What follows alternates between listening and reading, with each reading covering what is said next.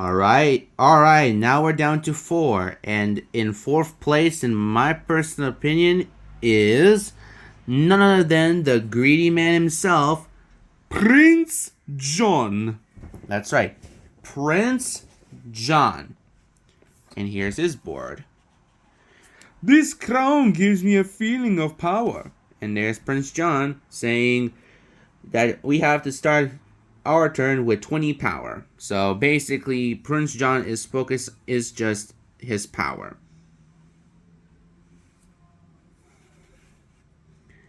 He has a lot of really good abilities, but he mostly focuses on his power.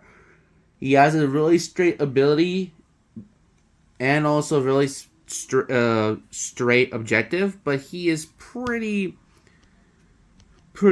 nifty. I mean, literally, this crown gives me a feeling of power. So now I'm going to show you what cards, in my personal opinion, and the reason why I like him in top 4. The cards that I usually love playing as Prince John, and the fate decks that I'm against Prince John. Let's start with the allies and the conditions. I feel like the best one has to go to Sirius, because all he does is basically perform a action where covered up by a hero. So that's what Sirhis does. Sirhis basically is actually kind of more useful than I expected. He just covers up a hero at Prince John's location. Sheriff of Nottingham is the second one that I used to love when playing as Prince John. Before Prince John moves, you can move Sheriff of Nottingham to a location that has a hero and gain 1 power in there. So this guy is also a really nice touch.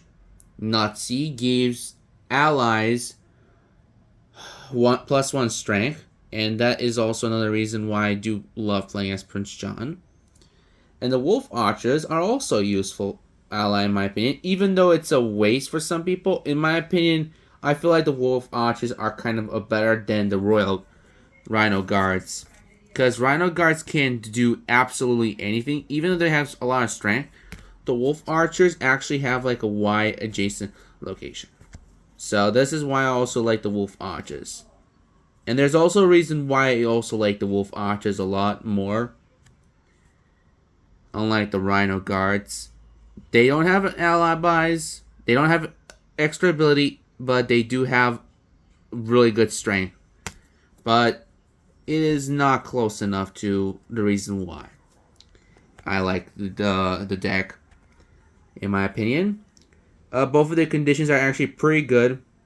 Greed is actually more powerful, because if someone has 6 power, he gains 3 power, which is pretty nifty when he's like having so close, like 17 power.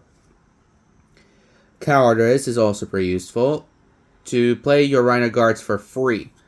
So if you don't, so even though there's like some villains that don't have like a lot of allies, he still has this ability to, when he finds villains that have multiple allies. It is a good card, but it is also useful to grab Rhino Guards for free in your hand. So, yeah. That's why Cowardice has just if someone has 3 or more allies in their realm, Cowardice is activated and you can play an ally for free. I still think it's a good card in my opinion, even though it's not really 100%. It's still pretty much more than 50. Speaking of Rhino Guards that have no ability, next up we have the other cards. Warrant gains 2 power for each hero displayed at their location. Pretty useful if you're asking me. Golden Arrow is also pretty useful because it's for free and you gain 2 power after the ally is discarded with that Golden Arrow. Mostly would put it on a Wolf Archer. King Richard's Crown is pretty useful because once Prince John is at this location, all cards are immediately cost is reduced by 1 power, so you can play mostly of them for free. Like the warrant is going to be for free. Bows and arrows are going to be for free. Let me check. Basically, the ones who have 1 power to pay are immediately for free. So that is useful. But you know what they say, the Prince Crown actually is pretty much more powerful than the Golden Arrow or the Warrant. But still, pretty nifty. And bows and arrows is also a neato. You can put these on an ally, and that ally gains +1 strength. And when they would be discarded with a vanquish, you just discard the bows and arrows instead of the ally. So you can give like the wolf archers an extra point to make sure they stay in the game.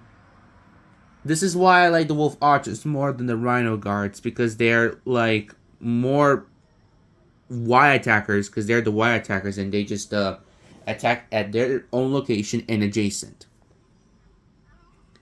And now we also have beautiful, lovely taxes. Ha ha ha ha. Yes, the beautiful, lovely taxes. It's also, I know some people say it's a kind of sucky one or a pretty shitty one, but it is not really shitty. Because I actually confirmed that at least 1 power and 2 power could be used. If there's no power, then I recommend not playing it, but if there's at least 2 heroes or 1 hero, gain it. I don't really mind how many heroes are in there. Just use beautiful, lovely taxes only if there's at least a hero. If there are no heroes, then just discard it. And here's the thing about warrant: if just play at least 1 warrant at every location. There is a hero that will discard the warrants. And for the golden arrow, you need to immediately play it at a wolf archer, in my personal opinion. You can do whatever you want, but in my personal opinion, I would rather put it on a wolf archer. Use that wolf archer to vanquish that hero and gain 2 power. And that would be pretty nifty. So now with that out of the way.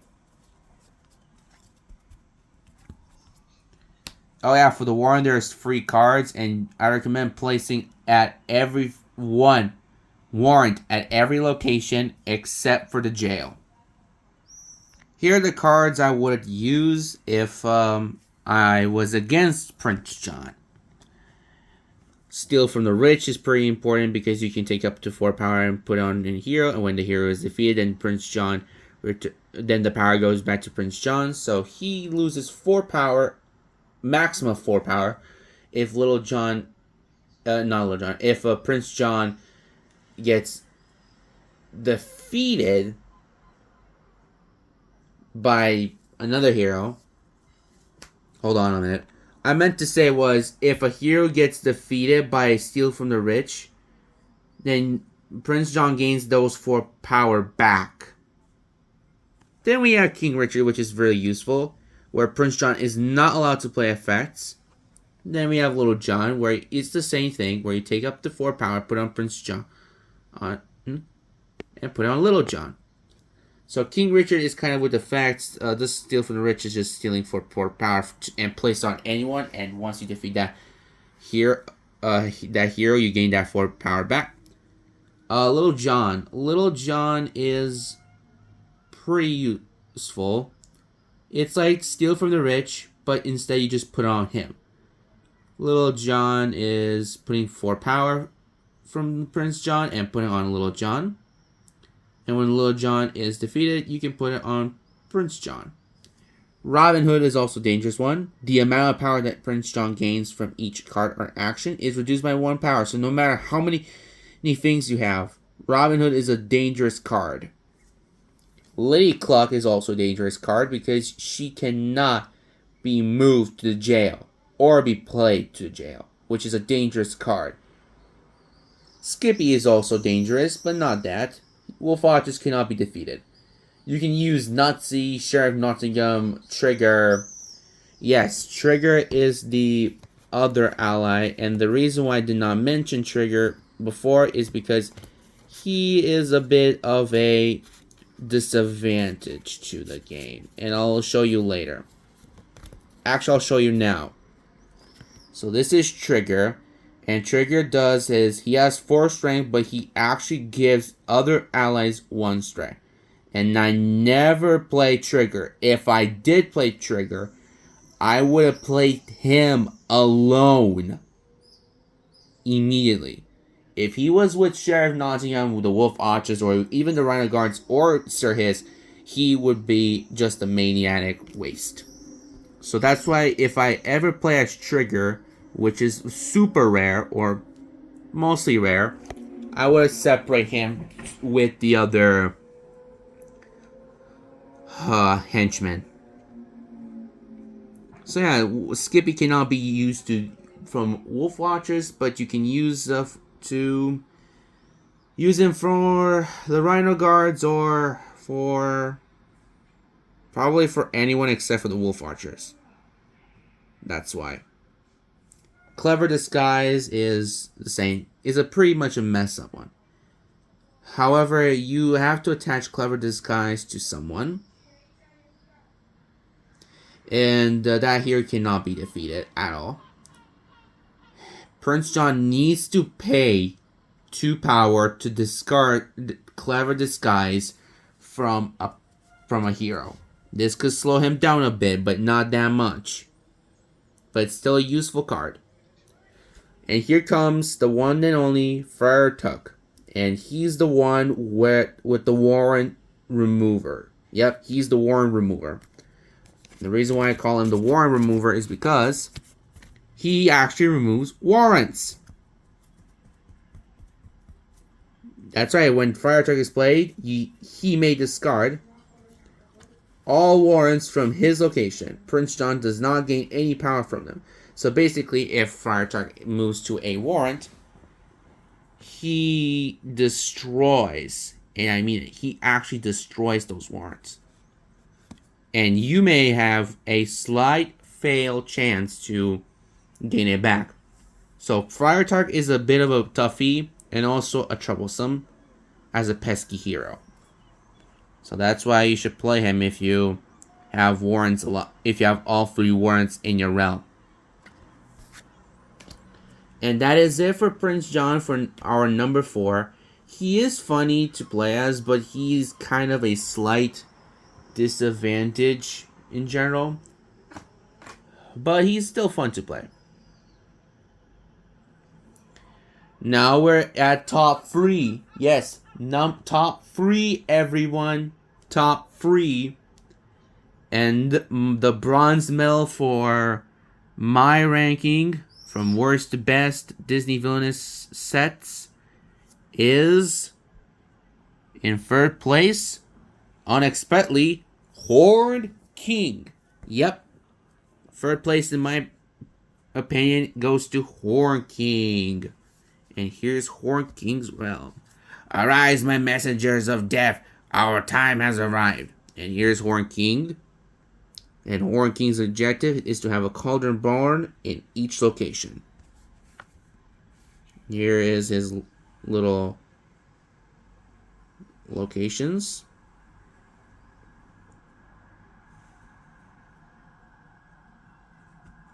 He has some little dots on the board.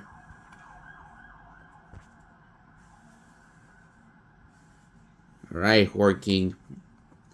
So now I'm going to show you my best villain decks for Horned King. And my least favorite for the Fate decks when I play against Horned King. So, be right back. Oh, and before I begin showing the best villain deck for Horned King when I play as Horned King, he actually also has this, the Black Cauldron, and the power of the Black Cauldron. So basically you need this because then you can actually have to turn them. So I'll explain once we have the Fate deck. So it says here at the start of your turn, discard 1 cauldron from any location, and then flip this tile to the power of the Black Cauldron. So this is the dangerous part. So if you have Cauldron Borns at your location, you have to discard 1 Cauldron Born from the location. And so you need this immediately to revamp it. So that means if you have the activated ability, you have to flip the tile to the power of the Black Cauldron. The power of the Black Cauldron is a bit different. At the start of your turn, before you move, you have to pay 2 power to replace an Ancient Soldier to a in play with a Cauldron Born from your hand. Yes, it has to be in their hand. You may do this once per turn, so you have to do this 4 times. So that means you need at least 8 power to do it, in general. Now it's time for the cards that I usually love to play as Horn King. These are the cards that I usually play as the Horn King. First up is the Horn King's Henchman. I mean, I know it's not really useful. They don't have an additional ability, but they are pretty useful on taking out heroes. Because Horn King's objective can be a bit messy. Gaia Rents is also useful. It's like they can do the same thing like the Y attackers. Same location and adjacent location. We got you now, Pig Keeper. You can find Hinwin or defeat a hero with strength of 1. This could be useful if someone's being a little bit of an idiotic, realizing that they just played a 1 strength hero. Captured is also useful because you can draw free cards, even though this is only for 1. It's a way so Horn King can draw the cards a bit faster. Our Howler Azariah is also pretty useful. For this one, it is going to be the flip the Black Cauldron to the power of the Black Cauldron, which is very useful. Creeper is also okay, but he's at least better than some other ones like the Guard Dog. And here's the Guard Dog. He gains 1 strength he gains 1 strength if at a location with another ally. So if he is at a location with another ally, he gains 2 strength, but he's not really useful. Creeper is a little bit better because when you use a Vanquish action, Creeper does not get discarded. Instead, he moves to this. He just gets moved at the same location where the Horn King mover is. Show me the Black Cauldron. You either gain the Black Cauldron or gain free power. Always go for the Black Cauldron at the beginning of your turn. Then you can gain free power. But always claim this first. I forgot to show you 1 extra card after this. But here they are. This is the Ancient Soldiers, and here's the card that I've missed, but finally got it. Whew, we got the Ancient Soldiers and the Cauldron Born. The Ancient Soldiers activate the Activate symbol, which is useful if you have the Black Cauldron to flip it. The Cauldron Born is a bit different because you need to discard this card and you need to replace it with a Cauldron Born. When the Cauldron Born may only be played when the power of the Black Cauldron, which is this side,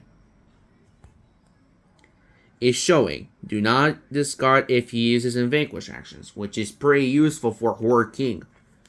The only problem for Horn King to realize is that if someone decides to play a Fate action that makes the power of the Black Cauldron flip like this, then the Cauldron Born gets discarded.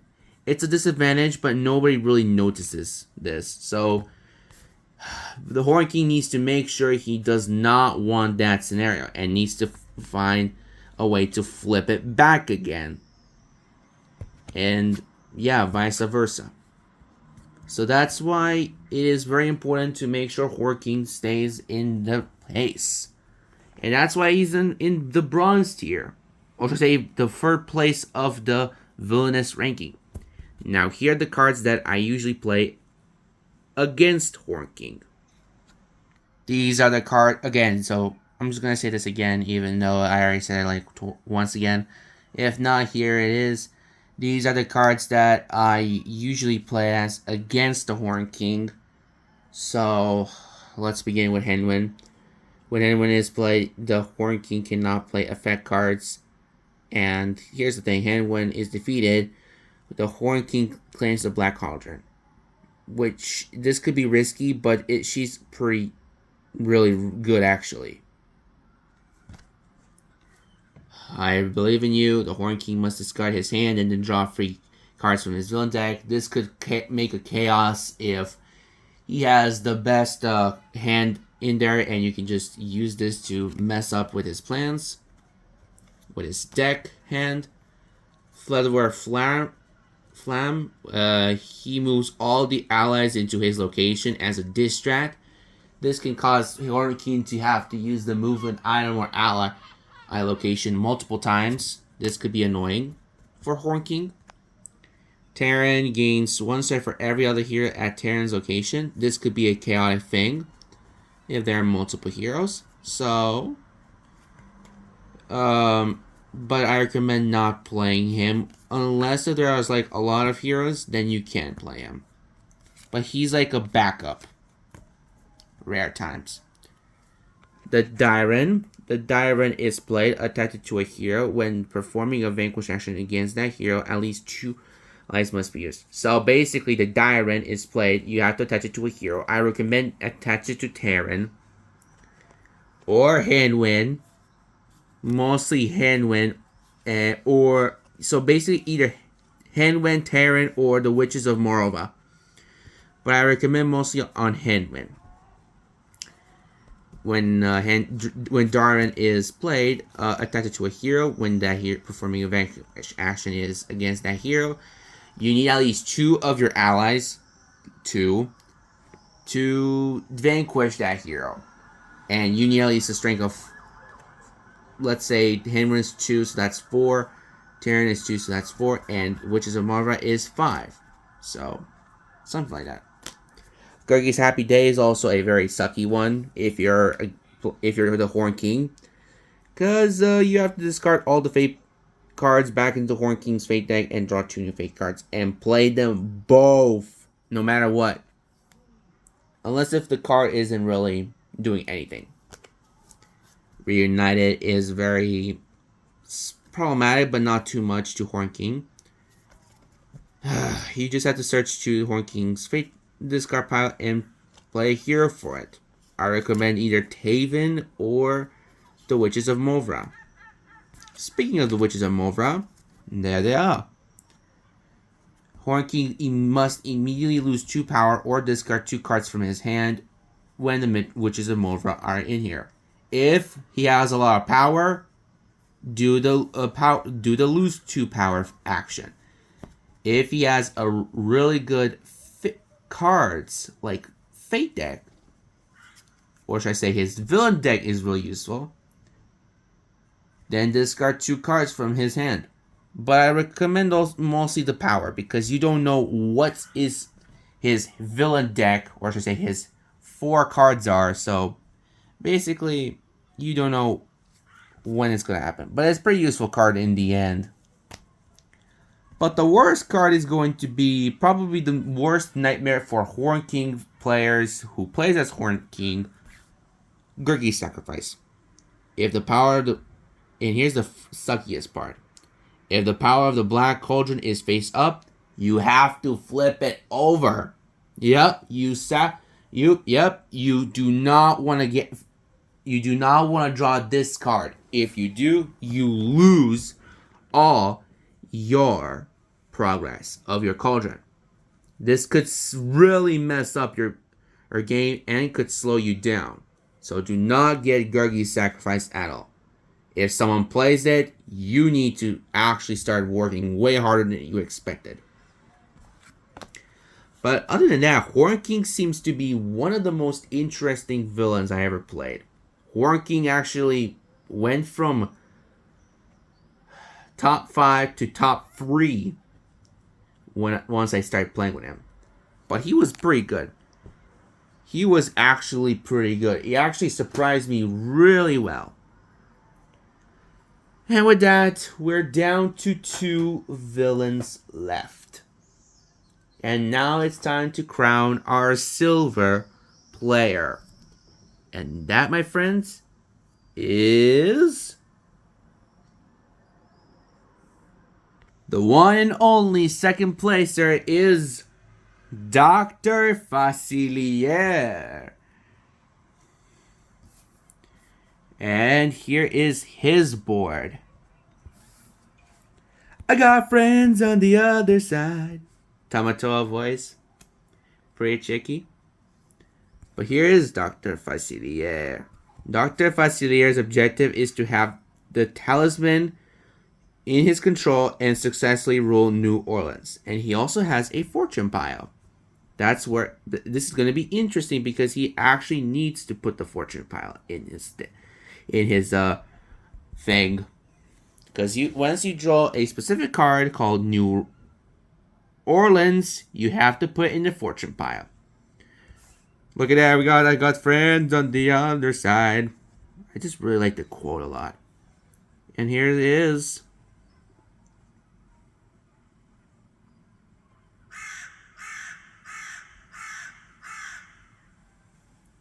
So now with Dr. Facilier into the bag, it's time to see what villain deck I do like about Dr. Facilier and why, in my opinion, is what cards I usually use to fate against Dr. Facilier. So let's see what is my number 2 place, which is also known as the silver medal, has for us. I'm going to separate with these two. So the first set is going to be the ones that I automatically need these to win. And the second one will be the extras that I usually use, in my personal opinion. First, I get the talisman, which cannot be put in the fortune pile. And if someone, like a hero, with a strength of 3 or small or less, is placed into Dr. Facilier's realm, then they have to attach that talisman to that hero. When that hero is defeated, the talisman returns to Dr. Facilier at the same location. So this is a bit toughy because you don't know when you predict a hero with a strength of 3 or less to pop out and steal that talisman. And here's the other card that we do need. Rule New Orleans. You put this immediately in your fortune pile once you have it. And if you have the talisman in your hand, you win the game. If not, then return New Orleans to the fortune pile. Kane is also very important because if Dr. Facilier is at that location, you may perform one available action at the adjacent location, like gaining a power or playing an extra card. And like all the other cards, you cannot use the cane to perform fate actions.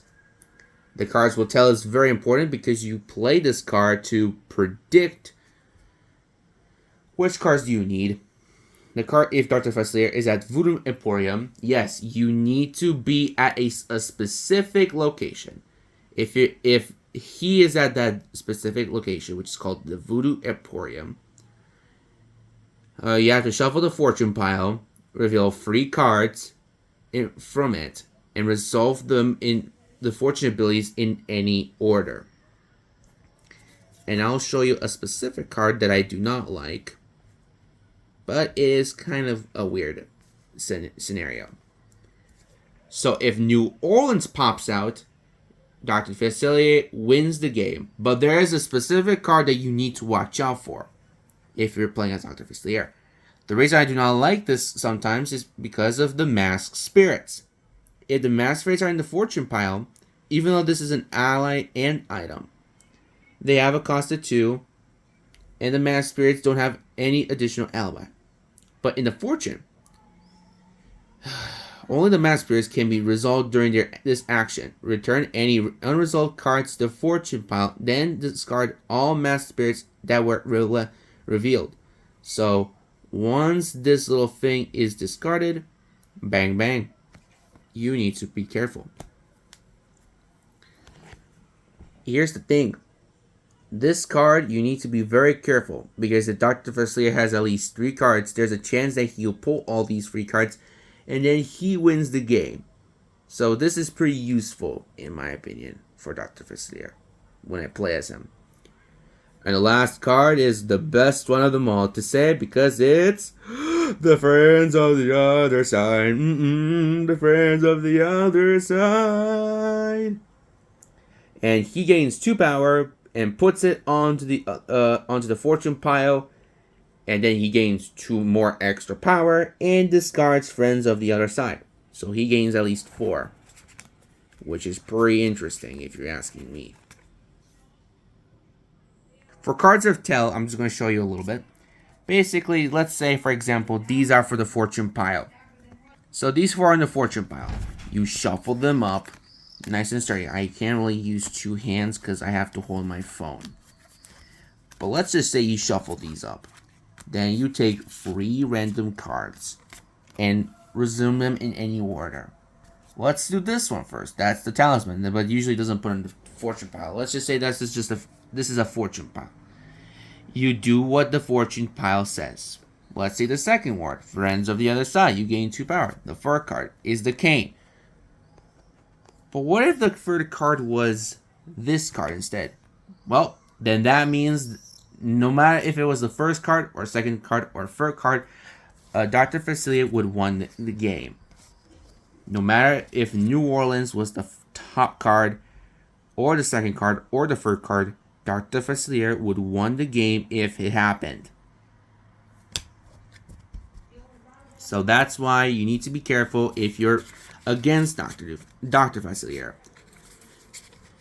And I know he's French, I know he's like trying to capture stuff, but in the end, he's just being really good and stuff. Now for the cards that aren't really necessary, but they're pretty useful. Like the Frog Form, Shadow Man, Desperation, Illusion Powder, and Lawrence. Speaking of Lawrence, here it is. Lawrence is one of the allies that he is pretty useful. Each time a hero is played into the realm, you may move Lawrence to that hero's location, which he could try to distract them for a while. Shadow Man, on the other hand, is a bit different. Before Dr. Facilier moves, if Shadow Man is at his location, you may move Shadow Man with Dr. Facilier.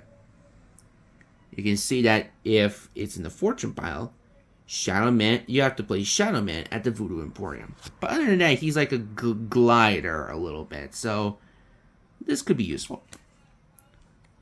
Desperation is a bit different. During your turn, if another player discards 2 or more cards, you may play Desperation and choose a card from the fortune pile and put in your hand. This is useful to get a specific card that you do not want to lose power, and that card is going to be the Shadow Spirits. They don't have it. The Shadow Spirits do not have additional abilities, but they do lose 2 power if they're being revealed, and then you have to discard them. So that's why Desperation is a bit useful, but you need to only activate it once a person decides to do a sneaky trick, which is discard 2 or more cards in their play. If someone discards 2 or 3 or 4 or 5 or whatever, how many cards, you can play that, and you can choose a card from the fortune pile and put it in my hand.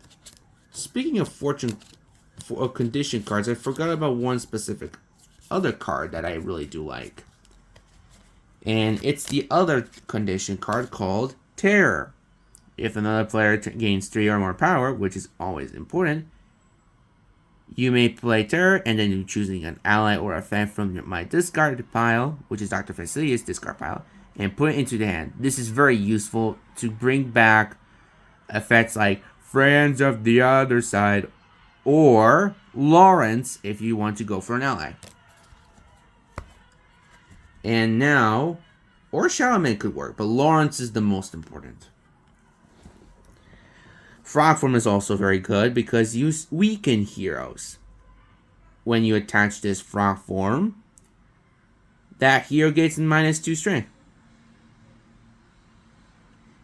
Could be easy if you're doing with a hero that has a who has 2 strength or 1 strength. It doesn't matter. It just has to have it. Illusion Powder is a bit difficult, but pretty useful. Because each time you defeat a hero at that location, you may choose up to 2 cards from the fortune pile and put it into the discard pile. This is good for Shadow Spirits and the Mask Spirits. If I said it correctly. Yeah, so the Mask Spirits and the Shadow Spirits need to be discarded immediately if you have those. And that's why the Illusion Powder is a little bit useful, but it's just 1 card, and that's why it's a little bit different. So that was Dr. Facilier. That's the reason why I do like playing as Dr. Facilier. But now, what are my favorite cards playing against Dr. Facilier? Well, here they are. These are the cards I usually play if I'm against Dr. Facilier. Mama Odi is very important because when Dr. Facilier does the cards will tell, he only reveals 2 cards instead of 3. This is useful, but it could be also very easily discarded and the biggest threat in the game. For Dr. Facilier, of course. Juju is next. Juju is played. You may choose 1 item at his location and put it into the fortune pile. This is going to be probably really useful if he takes the cane. Yes, he will actually can put anything in there, like even the cane, literally. Ray could be innocent. I meant to say Juju. Yeah, Juju was is kind of dangerous when you take out the Illusioner Powder or the cane, and that snake. Yeah, he can do whatever he wants. As for Ray, the Fate action, you may play both cards during that action. So Ray can use both of them. And this is a troublesome because if it's like Louis, Tiana, Almost There, the Evening Star, or even Juju or Mama Odi, this could be a little bit chaotic. But he's like just a mini junior version of a smaller boss fight. Something like that. The Evening Star, he chooses an ally from Dr. Facilier's realm and puts that ally into the fortune pile. Put the Mass Spirits or Shadow Man if you're against Dr. Facilier. Louis is also a very weird one. Louise, if Dr. Facilier moves to Louise's location, Dr. Facilier must reveal his hand to an opponent of his choice. Then that opponent chooses a card and puts it into the fortune pile. The problem is that this happens a lot. You have to put Louis somewhere that Dr. Facilier does need to realize the scenarios of gaining power or play an action card. So, yeah, you have to strategize yourself the best way. In my personal opinion, the best way to play Louis is at the Bayou. If not, then the Parade. In my opinion, I never put Louis at Tiana's Palace or the Voodoo Emporium. Mostly at the Bayou or the Parade. Depends on one of those two. And now we have Almost There. This shows the top 3 cards of Dr. Facilier's deck. Put them in any order. And you can put the Respectful of Fortune piles into the fortune pile. So if you reveal like 2 Mass Spirits or 2 Shadow Spirits or 2 things that make you chaotic, then you immediately put them. I don't care. Put them immediately in the fortune pile. Do not put the fortune and cards back into the deck on top. Just put them in the fortune pile at all. Big Daddy LaBouffe is played. You may choose a card from the fortune pile and return it into the top of Dr. Facilier's deck. This is very important. Big Daddy LaBouffe is going to play. You may choose a card from the fortune pile, and he has to put it back into the deck. I recommend if you have New Orleans, do it. If not, then play Friends on the Other Side. No, just not Friends on the Other Side. Just New Orleans. New Orleans. If New Orleans isn't there, then he's a bit weird. He's a bit weird to play, but mostly focus on New Orleans. If New Orleans isn't in fortune pile, immediately use Big Daddy LaBeouf to put New Orleans back into his top of Dr. Facilier's deck. This can cause him to waste 3 extra power for that.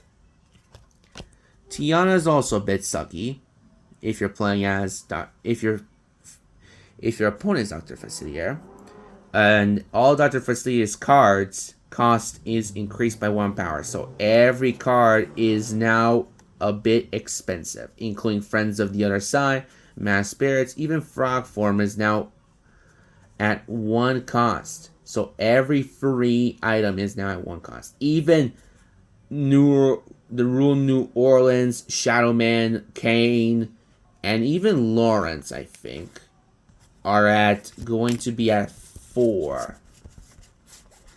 So Tiana is pretty useful. And that is it for Dr. Facilier. And now you guys are probably asking, who's the number 1 of your favorite Disney Villainous characters that you play with? Well, in my personal favorites, it is none other than... Oh, actually, before I start, Lawrence is actually 2 power.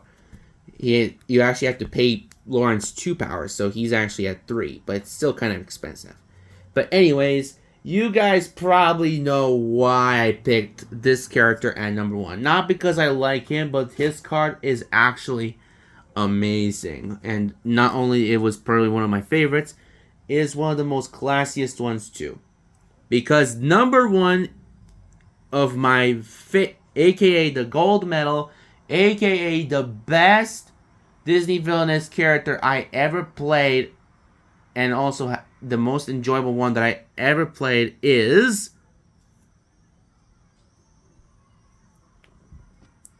Pete! Yep, you heard me right. This is my number 1. My number 1 favorite is none other than Pete! Yes, the actual Pete. And here is Pete. I'm gonna knock you right into next week. Pete actually has also these 5 of his goals. Let me show you the goals.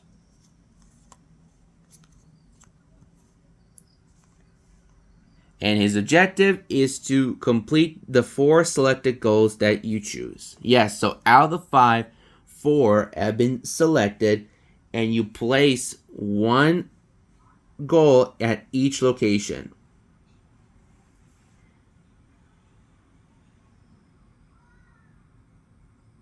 So this is Pete's realm. And you put 1 goal here. You put another goal. Let me show you. Put 1 goal here, 1 goal here, 1 goal here, 1 goal here, and that remaining goal is discarded, basically doing nothing. And only Pete, aka you, are allowed to look at these, but no one else, unless a specific card says so. So this is why I like playing as Pete, because you don't know what type of cards you need, what type of little gimmicks you need. You just need to be very sneaky and very amazing to play as him. I'm gonna knock you right into next week.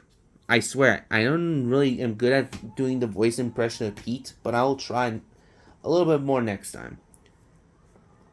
Wow, he's actually pretty rough if you're asking me. Way rougher than I expected. So yeah, now I'm gonna show you what cards I do like about Pete and what cards do I love about playing against Pete. But first, his goals. Here are Pete's 5 objectives, or to say goals. He has Power Play, Round Up, Rule the Realm, Strike It Rich, and Win Big. For Power Play, he has to spend at least 6 power in 1 turn while Pete is at that location. At that specific location that needs to. Roundup needs to start his turn with at least with allies that have a total strength of 10 or more at that location. Rule the realm. He has to start his turn with more allies than heroes at each location, which means Pete needs to get faded on purpose because of this. Strike it rich. He has to start his turn with at least 3 items at that specific location that he needs to do. And also, he has win big. Gain at least 4 power from play a game at that location. 4 power is a very useful thing. And I'll explain how. But now it's time for the cards that I love about playing with Pete. These are the cards that I usually play as Pete. The most one is the Bandit, because there are 7 bandits in your realm. You need at least 3 bandits on this game. Actually 4. So that way you can gain this one, the Roundup achievement, which is pretty interesting. And he did just play any of the bandits as part of the same play a card action. So if you have 2, you can play 2 bandits or 3 bandits or how many bandits you want to play. He confuses me most of the times how to play them, but I usually do is play 2 actions and play 2 bandits to make it more easier. Parrot is also pretty useful, but only has 1, and Parrot also chooses a card from the discard and puts it back into your hand. This can be pretty useful. It is pretty useful if you're asking me. So Parrot is like a backup. But also Cricket. Even though this is only 1 card, Cricket actually, each time a hero is played in the realm, you may move Cricket to that hero's location to gain up like a little bit like, let's see. Oh, Rule the Realm. Rule the Realm is also very important for Cricket, so that is the reason why I usually go with him. Steamboat Willie is also pretty interesting. Not just because of the name, but also because of the movement item and ally location. And also, Jollopy is also useful, because you can play a card in action. But not only that, mostly times you need these 2. Or the other 2 actually. What do you mean the other 2? Well, the other 2 are Bank Loot and Stolen Cargo. They gain 1 power, but they are not really risky because Pete actually gains a lot of power, so that's why. But here's the weirdest thing.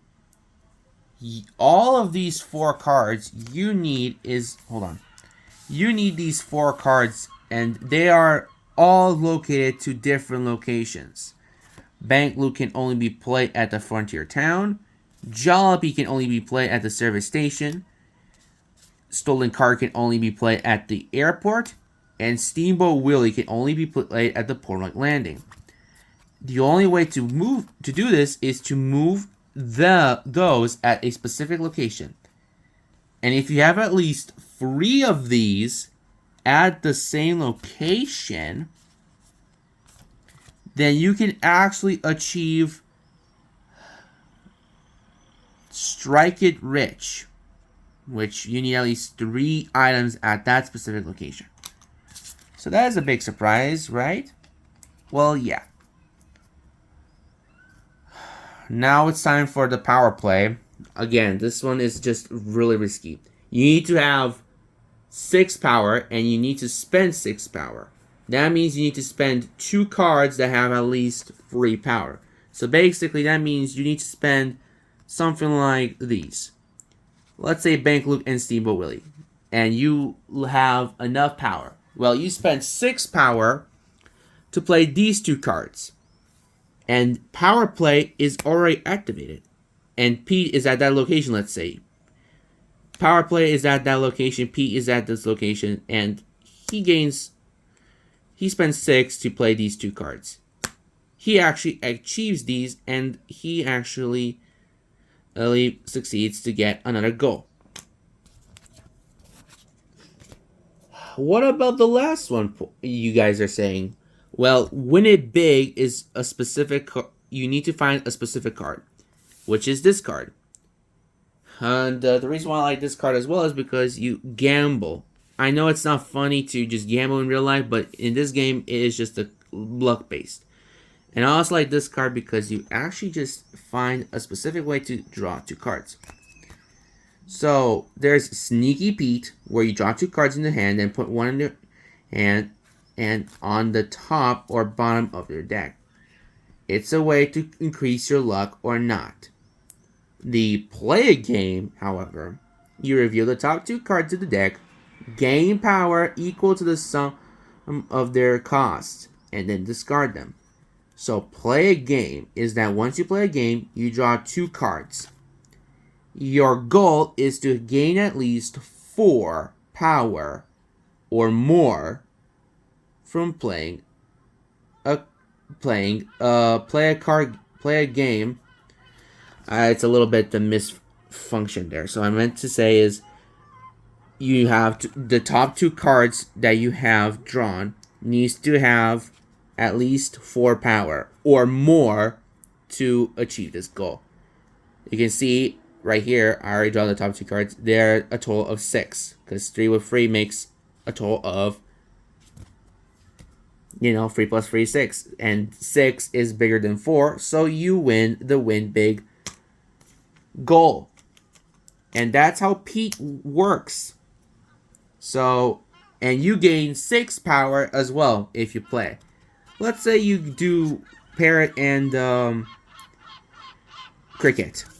Well, they are a strength of 2, so that means you only gain 2 power. But that doesn't mean you win the condition, because you need a condition of 4 or more. Sneaky Pete is a little bit useful. It helps you to make sure you discard the top card instead, so that way you don't have to worry about drawing extra cards. So you draw the top 2 cards, put 1 back, put 1 in your hand, and put 1 at the bottom of the deck or back at the top of the deck. This is a chance to risk yourself to gain an advantage, so that way the power goes a little bit higher or lower, but it depends. So that is Pete's. So that's why the reason why I do like Pete's deck. But now about the fake cards that make Pete go dizzy. Alright, so here are the cards I usually play against Pete. And let's start with... well, you know what? I'm going to shuffle them up too. Just show you one by one. So let's see the first random one. The first random one is Not Silly. For this one, the reason why I feel like this is a useful card, because Pete reveals the top 5 cards in his deck. It discards the cards that have a cost of 2 or more. So basically, all the items are pretty much useless. And return the rest of the top in the deck in any random order. So he's just being knocked out, and the opponents are just putting a chaotic turn on his hands. Goofy. Hello, it's me, Goofy. Alright, there you go. I'll just make the Goofy voice. When Goofy is played, he actually can switch 2 goals to adjacents. So basically switching the roles to goals to another 2 specific goals, or adjacent, or whatever they usually do. Or if there's only 1 gold token, he can move that gold token to the next adjacent location that has a gold token. Or if there's like 1 gold token left, he can just move that gold token to the left or right, if possible, adjacent location. Next up is our lovable Outlawed. Pete loses up to 2 power, and he must reveal 1 gold token in Pete's realm. This could ruin Pete's game, but it's not really a big surprise, because there is something else that I want to show you. Clarabelle the Cow. When Clarabelle is played, you may reveal one gold token in Pete's realm. So basically, this is the same thing, and it could ruin a Pete's objective. Hide is also a very weird one. It discards a bandit from Pete's realm. It is useful, but it is also a risk unless if something else happens. If it's an early in the game, I suggest you do it.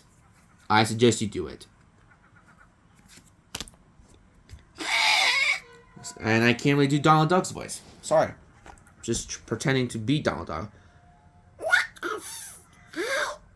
There we go. I just made Donald Duck's voice. Yeah, I can't really do it. You know, I'm not gonna do it again. I just tested myself. Anyway, so Donald Duck, Pete actually has to defeat Donald Duck before defeating other heroes, which is definitely a shitty card. Even though I really like Donald, Pete, whoever's playing as Pete has to deal with Donald first, which is very frustrating. Tired is also a very useful card to defeat Pete. Pete loses half of his power round down, so basically if Pete gains a lot of power, play this card immediately, so that way Pete loses a lot of power and slice it to half. Next up is, hi everybody, my name is Mickey Mouse. Alright, Mickey Mouse. And here's the thing, Mickey Mouse is the best card out of them all. Pete cannot complete goals at all. No matter how many times you're risking yourself, how many times you're just doing it, Pete cannot complete any goals. Just play him anywhere you want, but he will not complete any of the goals. And the last one, Oswald the Lucky Rabbit. Look at that laugh, bro. It looks like the Troll Face song. I just feel like there was a card in Gaston's deck called Belle's Mind, and he had the most angriest face on there. He's trying to kill Belle on purpose, or the beast. But anyways, this one is the opposite. He's literally laughing his ass off. Yes, he's actually laughing his ass off. Bro, he's like, dude, it's like literally like the troll face. I swear, I'm sorry if I'm saying this, but he looks like the troll. He looks like the troll face meme. I swear, Eric, I'm not making a joke. It does look so similar. Speaking of Oswald the Lucky Rabbit, the amount of the power that Pete gains from a play a game card is reduced by 1 power. So basically, if you have almost completed an achievement, which is the 4, you actually gain 3. And Win a Big is not finished. So you need to defeat Oswald the Lucky Rabbit so that way he doesn't block your take that disadvantage. So basically, if you have 4 power, but Oswald is in the realm, you actually only gain 3 because he reduces 1 power from you. So if you have the win big goal, you need to have a strength. You need to have 5. Yes, actual 5 power to do it. Other than that, it's over. And that's it, everyone. Disney Villainous, worst to best in my opinion. If you have any disagreements, it is fine. This was just my personal opinion. I know what you guys are saying, but wait, why this is your opinion? Well, basically the reason why it's my opinion is because I played these types before. I tested them before. And now I'm decided to reveal you guys in my personal experience from the worst to best Disney Villainous playthroughs in my personal opinion, from the worst to best. So that is it for today. I hope you guys enjoyed this video. Sorry if it's a really long video. I had to actually do the details of each villain and each character individually, and the reasons why I like that specific character's objective and why I do not, how fun it is, how not fun it is at all. But basically, this was just my personal opinion. If you have any disagreements, just let me know in the comments. But other than that, I will still respect your opinion. This is just my ranking. This is not someone else's ranking. If you have any disagreements, that is fine. This is just my personal opinion. If you have any questions about a disagreement that I made and you're thinking that a character should be a little bit improved or disapproved, just tell me in the comments or ask me anything. I really am happy to getting appreciated like this. But other than that, that is it for the Disney Villainous ranking from the worst to best. I hope you guys enjoyed the video. Please subscribe to the channel, turn on the notifications bell for more videos, and I'll see you guys all next time. Bye!